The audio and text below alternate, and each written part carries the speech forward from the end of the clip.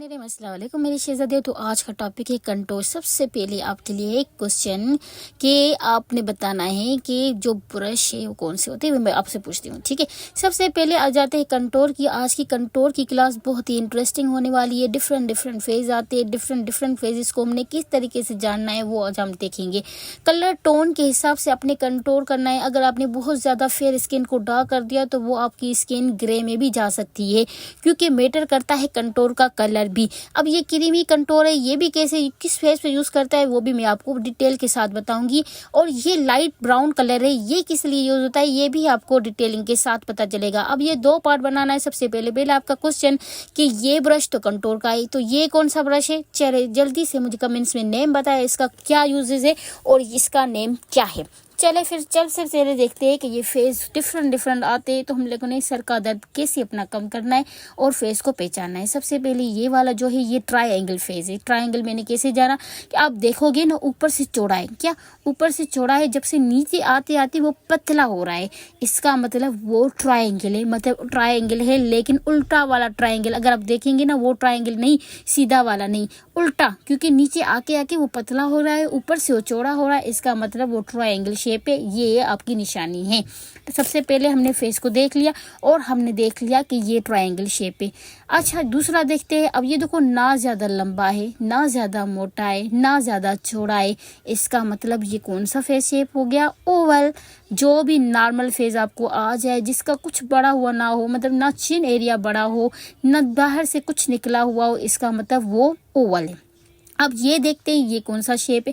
ये है हम लोगों ने ओब्लोंग। ओब्लोंग कैसे मैंने जाना? क्योंकि इसका फोरहेड बड़ा है, इसका चिन एरिया नीचे है, लंबा लग रहा है, इसका मतलब ओब्लोंग। ओब्लोंग और लॉन्ग सेम ही बात होती है, बस उसको नाम ही दिए गए हुए। ठीक है ना, लॉन्ग फेस है उसको ओब्लोंग भी कहते हैं, लॉन्ग भी कहते हैं। ठीक है ना। अब दूसरा ये डायमंड शेप। अब मैंने डायमंड को कैसे जाना, आपको पता है नीचे ना उसकी गोलाई होती है, नीचे से ऊपर से फोरहेड बड़ा होता है और नीचे आते आते वो पतला होता है और वो उसकी जो शेप होता है ना वो नीचे से राउंड की तरह होता है। ठीक है। अब हार्ट अगर आप नोट करोगे ना कि कस्टमर के हार्ट ऊपर से जो बाल होते हैं ना वो आपको हार्ट में नजर आएंगे दिखने के लिए, आप देखेंगे तो वो हार्ट शेप है। अब ये स्क्वायर कैसे पता चलेगा? ये स्क्वायर फेस है। इसका जो चिन एरिया है वो बाहर निकला हुआ होता है। ठीक है, वो बाहर निकला हुआ होता है। फोरहेड भी बाहर निकला हुआ होता है, एक ही जैसे फ्लैट की तरह चलता है, तो उसको हम कहते हैं स्क्वायर फेस। अब देखे उसके बाद ये कौन सा? ये है रेक्टेंगल। अगर आप देखें तो ये रेक्टेंगल की तरह लग रहा है। अब ना यू वी लग रहा है, ना यू लग रहा है और ना ही स्क्वायर की तरह सॉरी लग रहा है। तो ये देखो तो ऊपर से थोड़ा लंबा है। अगर मैंने इस तरीके से आपको देखूं तो ये रेक्टेंगल हो गया है। तो ये रेक्टेंगल है। रेक्टेंगल और ओब्लोंग में ज्यादा फर्क नहीं होता है, इसलिए आपने कंफ्यूज नहीं होना है। तो दोनों फेस को हम इकट्ठे चलाएंगे कंटोर जब करेंगे। अच्छा, ये पार्ट 1 पार्ट 2 भी बनेगा इसका, क्योंकि वीडियो बहुत लंबी हो जाएगी। पहले ही आप कम देखते हो वीडियो, और लाइक शेयर कमेंट्स लाजमी किया करो, इससे मुझे बहुत ज्यादा सपोर्ट मिलती है प्लीज। अब लास्ट फेस कौन सा है? ये राउंड है, जो कि बहुत ही इजी है, गोल बना हुआ है, राउंड शेप है, हम कुछ खुद ही पता चलेगा चबी है। अब देखो जब कंटोर का कलर यूज करते हैं ना, हमने देखना है स्किन टोन कौन सी है, फेयर है, मीडियम है, डार्क है। अगर फिर ये फेयर हो गई तो हम लोग इस तरीके से भी कंटोर का कलर यूज कर सकते हैं। अगर डार्क है, मीडियम है, तो ये वाला क्रिस्टाइन का कलर है, आप ये भी यूज कर सकते हो।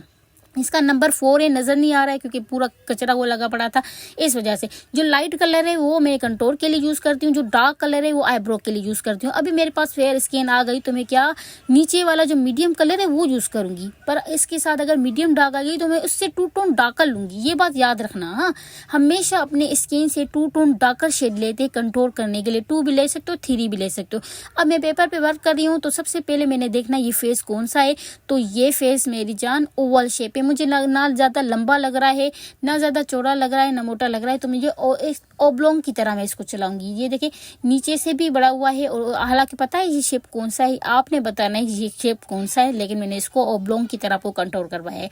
उसके बाद क्या करेंगे, फोरहेड को पूरा सा कंटोर कर देना है, क्योंकि लॉन्ग है तो उसकी जो चौड़ाई मतलब जो लंबाई है ना उसको हमने कम करना है, तो वो ऐसे ही आपको कम लगेगा। आपको पता नहीं कंटोर करने से फीचर जब होते हैं ना, और क्या मेकअप निकलता है, नहीं सकते क्या मेकअप निकल के आ जाएगा। ठीक है ना, तो इस तरीके से आपने अच्छी तरीके से कंटोर करना है।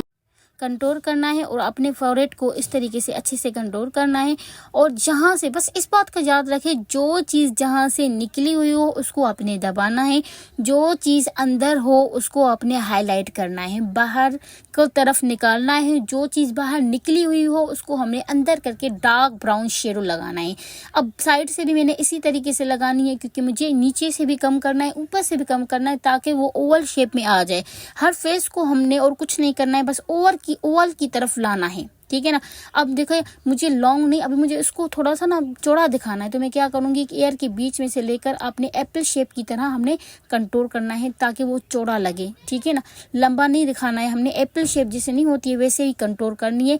और इस तरीके से कंटूर करके आपने दिखाना है, जो कि बहुत ही ईजी एंड बहुत ही अच्छा है, ठीक है ना। इसी तरीके से आप करेंगे तो बहुत ही इजी लगेगा।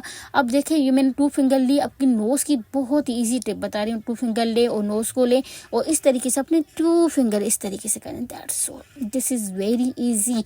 ये टिप है मेरी तरफ से आप लोगों के लिए। और आपने इसको अच्छे तरीके से ब्लेंड करना है, बाहर की जानिब करना है, अंदर की जानिब नहीं करना है। जितना आपको पतला हो सके उतना आप पतला कर सकते हो। ये तो सिर्फ पेज था, मुझे दिखाना था तो मैंने आपको दिखा दिया, अदरवाइज आप ऐसे भी कर सकते हो, ठीक है ना। अब ये कौन सा फेस मैंने किया, ऑब्लोंग और विथ रेक्टेंगल। अब इन दोनों फेस को मैंने इकट्ठे चलाया है, एक ऑब्लोंग को एक रेक्टेंगल को। अगर आप देखो तो इन दोनों में कोई भी इतना डिफरेंट नहीं है कि आपको नजर आएगा, क्योंकि लॉन्ग और रेक्टेंगल अगर आप सोचो तो इतना फर्क नहीं है ना। तो मैंने इन दोनों को, ऑब्लोंग और रेक्टेंगल को, अगर आप इकट्ठे चला लेंगे भी चला लेंगे, लास्ट में जो पार्ट 2 बनेगा उसको मैं आपको क्लियर करूंगी कि आपने सारे फेस को भूल के किस तरीके से इजी वे तरीके से कंट्रोल करनी है, वो भी मैं आपको बताऊंगी, लेकिन पार्ट 2 में। सबसे पहले जल्दी से कमेंट्स करें। अब आ जाते हैं दूसरा फेस हमने किस तरीके से देखना है और कैसे कंट्रोल करनी है, वो भी मैं आपको बता रही हूँ। तब तक से मैं आपको ये समझा रही हूँ कि दोनों फेस को आपने किस तरीके से करना है। अब मैंने देखो ऑब्लोंग भी कर लिया है और रेक्टेंगल भी, दोनों को मैंने इकट्ठे चलाया है, ठीक है ना। उसके बाद चलते हैं अब दूसरा फेज। अब ये देखो दूसरा फेज, अब दूसरा फेज आ गया है, हम लोगों ने इसको देखना है। अब अगर आप ये देखें तो ये थोड़ा सा ना हार्ट की तरह लग रहा है, नीचे आके ना थोड़ा सा, आप ये देखो, ये देखो इस तरीके से चिन जो है उसकी पतली हो रही है और ऊपर से हमने हार्ट उसको खुद ही देना है, क्योंकि वैसे भी नीचे वाला जो शेप है उसका हार्ट लग रहा है। इस तरीके से हमने हार्ट को देना है। हार्ट को देकर फिर आपने इसको किस तरीके से शेप करना है, तो सबसे पहले देखिए जो चिन्ह वाला हिस्सा है उसका बाहर निकला हुआ है, उसको हमने सबसे पहले कंट्रोल करना है, ठीक है। क्योंकि उसको अंदर करना है तो आपने ये देखना है कौन सी चीज़ बाहर निकली हुई है, तो आपको फेस को देखने की भी ज़रूरत नहीं पड़ेगी कि कौन सा है, बस आप देखिए कौन सी चीज़ बाहर निकली हुई है जिसको आपने अंदर करना है, ठीक है ना। अब ये देखिए ऊपर से मैंने उसी तरीके से जो चिन एरिया, जो उसका फोरहेड एरिया था वो बाहर निकला हुआ था, उसको भी मैंने कंट्रोल किया, नीचे भी कंट्रोल किया। और अब जब बीच में आएंगे तो ऊपर कान के ऊपर से लेकर फिर हम उसको भी कंट्रोल करेंगे ताकि वो नॉर्मल लगे। बी कंटिन्यू, पार्ट 2 इसका बन रहा है। तो सबसे पहले लाइक शेयर और सब्सक्राइब करते जाए और इंशाल्लाह पार्ट 2 में मिलते हैं।